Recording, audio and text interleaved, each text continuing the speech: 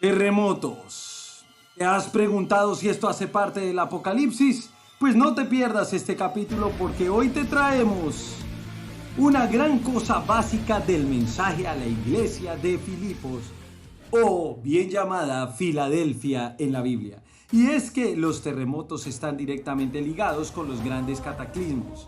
Hemos tenido más terremotos en los últimos 10 años de la cantidad que hemos tenido en los últimos 100 años.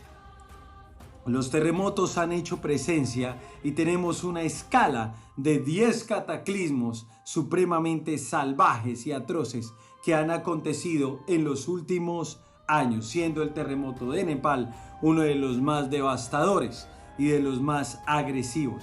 Y hoy hablamos de terremotos porque indiscutiblemente esto está ligado al mensaje de la iglesia de Filadelfia. Así que ponte cómodo y quédate hasta el final de este mensaje. No te pierdas ningún detalle y evaluemos si nos identificamos con la iglesia perfecta, que está ubicada en un lugar imperfecto. Así que vamos con todo. La Biblia en el mensaje a Filadelfia nos habla claramente.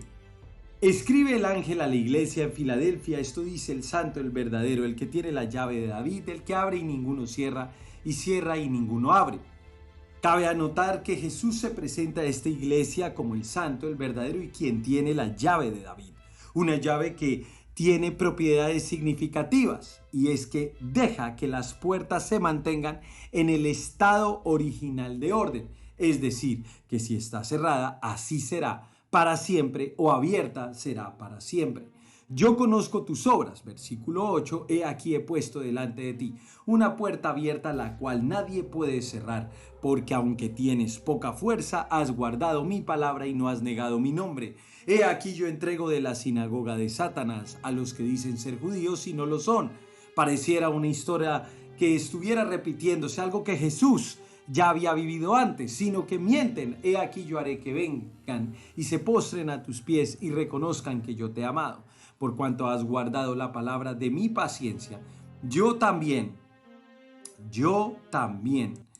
te guardaré de la hora de la prueba que ha de venir sobre el mundo entero para probar a los que moran sobre la tierra.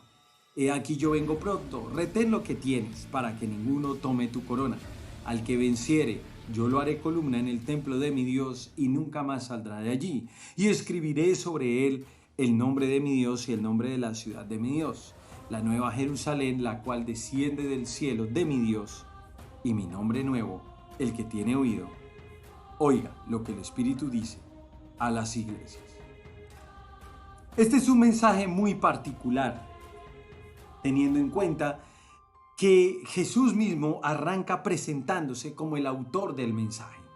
Esto es fundamental en toda la participación y en cómo se establece él como directo protagonista en el mensaje a la iglesia de Filadelfia. Atribuyendo características como el santo, el verdadero y quien tiene la llave de David. En Isaías capítulo 22 nos encontramos con: y pondré la llave de la casa de David sobre su hombro, y abrirá, y nadie cerrará, cerrará, y nadie abrirá. ¿A qué puede hacer referencia esta llave de David? Seguramente, y como estamos viendo allí, en los grandes cataclismos que estamos enfrentando en la tierra, hay algo que la iglesia ha venido perdiendo. La puerta abierta o el significado de puerta abierta puede ser interpretado de diversas formas. Sin embargo, haber colocado una puerta en medio de la iglesia es maravilloso e importante, pues las puertas sirven para entrar y salir. Es decir, que por un lado se puede tener la responsabilidad innata de predicar el evangelio a todos para que tengan entrada al reino de los cielos. A quienes estén fuera y no conozcan, y también las puertas sirven para ser ignoradas y expresar desprecio de ingreso. Los judíos e incrédulos preferían seguir a sus dioses y preferían seguir andando en las perversidades típicas de la ciudad de Filadelfia o de Filipos en esa época, rechazando la gracia de Dios de una iglesia que era pequeña, pero que tenía y había mantenido la poca fuerza que le quedaba. Primera de Corintios 16:5 dice que Pablo quería ir a visitar a los corintios al pasar por Macedonia, pero dice: estaré en Éfeso hasta Pentecostés porque se me ha abierto una puerta grande y eficaz, aunque son muchos los adversarios. La puerta a la que hace referencia el apóstol Pablo en 1 Corintios 16:5 es la posibilidad de predicar a aquellos que desconocían la fe. En Hechos 14:27 la Biblia dice que Dios abre la puerta de la fe a los gentiles. Es decir, que la iglesia de Filadelfia mantenía y tenía puerta abierta para la predicación constante a aquellos que no conocían la verdad. En Colosenses capítulo 4 versículo 3, el apóstol Pablo, mientras que vemos las imágenes del terremoto de Japón, decía que pedía oración a los hermanos para que el Señor abriera puertas con el fin de predicar el Evangelio. Las puertas abiertas a las que Pablo hacía referencia no eran simplemente un comentario más, sino la posibilidad de predicar la verdad a aquellos que la desconocían. Es por esto que en el mensaje a la iglesia de Filadelfia, en el versículo 10, donde dice: por cuanto has guardado la palabra de mi paciencia, yo también te guardaré de la hora de la prueba que ha de venir sobre el mundo entero para probar a los que moran sobre la tierra, es simplemente el resultado de un ejercicio que había hecho la iglesia de Filadelfia. En el versículo 8 dice: conozco tus obras y pongo delante de ti una puerta abierta. Significando esto que podían y hacían uso de la predicación, porque podemos ver también cómo en el versículo 8 dice: aunque tienes poca fuerza, has guardado mi palabra y no has negado mi nombre. Puerta abierta para la iglesia de Filadelfia por el sostenimiento de la predicación. Una de las cosas básicas y de las grandes cosas básicas de los mensajes a las iglesias es que Filadelfia es la iglesia que hace todo bien. No hay ningún tipo de reproche, simplemente el reconocimiento de que tuvieron paciencia y aún al tener poca fuerza se mantuvieron. Pero la Biblia va un poco más allá y nos dice esto. Lo podemos encontrar en el libro de Hechos 16, 25, 31. Pues Pablo hace su primera visita a Europa en Filadelfia. Y la Biblia dice esto: a eso de la medianoche, Pablo y Silas se pusieron a orar y a cantar himnos a Dios. Y los otros presos los escuchaban. De repente se produjo un terremoto tan fuerte que la cárcel se estremeció hasta sus cimientos. Al instante se abrieron todas las puertas y a los presos se les soltaron las cadenas. El carcelero despertó y al ver las puertas de la cárcel de par en par, sacó la espada y estuvo a punto de matarse porque pensaba que los presos habían escapado. Pero Pablo gritó: no te hagas ningún daño, todos estamos aquí. En otra versión dice: no vamos a huir. El carcelero pidió luz y entró precipitadamente y se echó temblando a los pies de Pablo y Silas. Luego los sacó y les preguntó: señores, ¿qué tengo que hacer para ser salvo? Cree en el Señor Jesús, así tú y tu familia serán salvos. Ciertamente los terremotos son cosas que acompañaron de alguna manera las historias de la Biblia y las historias del desarrollo universal. Pero el terremoto que se dio en la ciudad de Filadelfia fue un terremoto sin precedentes, un terremoto no antes conocido. Se pueden ver algunas fotografías e imágenes de las piedras de Filipos completamente destruidas y alineadas luego de ser removidas por la pulverización en dicho terremoto. El terremoto tuvo una magnitud y algunos historiadores dicen que es superior a los 9 grados. Sin embargo, no hay forma evidente y probatoria específica para poder determinar y luchar por esa teoría, pero ciertamente se conoce como uno de los terremotos más salvajes de Europa. Puede ser que los terremotos estén ligados a la hora de la prueba, como dice Jesús en los Evangelios, Lucas 21:11, y habrá grandes terremotos y en diferentes lugares, hambres y pestilencias, terror y grandes señales del cielo. Eso es una realidad y es probable que estén ligados. Sin embargo, Pablo visitaba esta hermosa región de Filipos, una región hermosa y llena de color. Esta es la ciudad de Cábala, ubicada a 22 kilómetros de lo que hoy se conoce como las ruinas de Filipos. Cábala hoy por hoy es un puerto transaccional y de turismo que está ubicado al norte de Grecia y se convierte como principal en el este de Macedonia.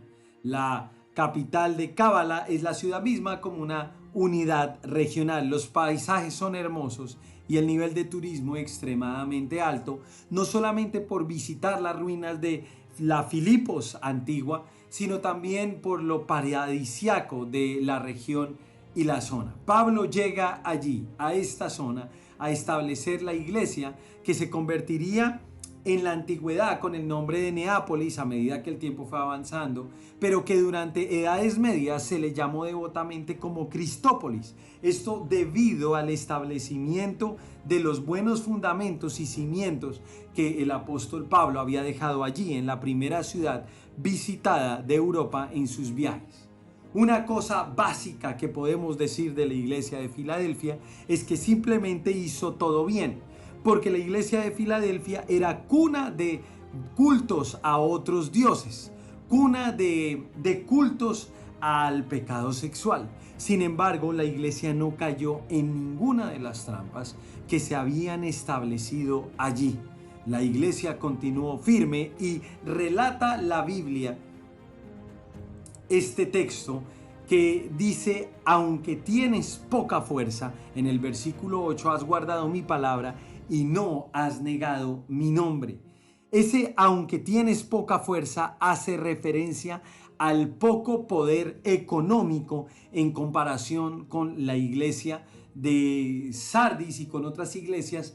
Esta no tenía el poder económico que otras iglesias sí tenían. De igual forma, esta iglesia no contaba con una cantidad de miembros elevada, pero lo curioso de esta iglesia es que se mantenía firme y fuerte sin importar lo que sucediera. Se mantenían firmes y fuertes sin importar el número de personas o la cantidad de dinero que pudieran tener para llevar a cabo y ejecutar los planes que llevaban hasta el final, en contraste con otras iglesias, como por ejemplo la iglesia de Sardis. Puesto que la iglesia de Filadelfia sí luchaba por finalizar todos sus procesos y tener carácter hasta el final y ser leal a la iglesia misma, pero Sardis no lo hacía porque negociaba principios e incluso escapaban a otras doctrinas. Tenemos que evaluar el paralelo entre las iglesias y mirar qué era lo que hacía diferente a una iglesia de Filadelfia donde no se caminaba en lo que comúnmente hoy por hoy podemos ver. La ciudad arqueológica de Filipos, imágenes, a los 22 kilómetros, donde la UNESCO la declara como Patrimonio y Herencia Mundial. Pero Efesios, como iglesia, abandonó el primer amor. Pérgamo retuvo falsas doctrinas. Tiatira toleraba el pecado con un liderazgo lleno de doctrinas de demonios, adulterio, fornicación, involucrando a Jezabel, etc. Y Sardis había perdido la conciencia de luchar por el evangelio y mantenerse firme aun cuando estuvieran rodeados de dinero y posibilidades. Filadelfia tomó la decisión de cumplir con todo lo que fuera necesario, sin importar lo que tuvieran que hacer y sin importar lo que tuvieran que vivir. Filadelfia fue una iglesia que luchó hasta el final por hacer todas las cosas posibles sin importar su número, su capacidad económica ni el lugar donde se encontrara. Filadelfia predicó y retuvo la palabra hasta el final. Y lo hizo con entereza y lo hizo luchando sin importar lo que pasaría. Salmos 34:19 dice: muchas son las aflicciones del justo, pero de todas ellas le librará Jehová.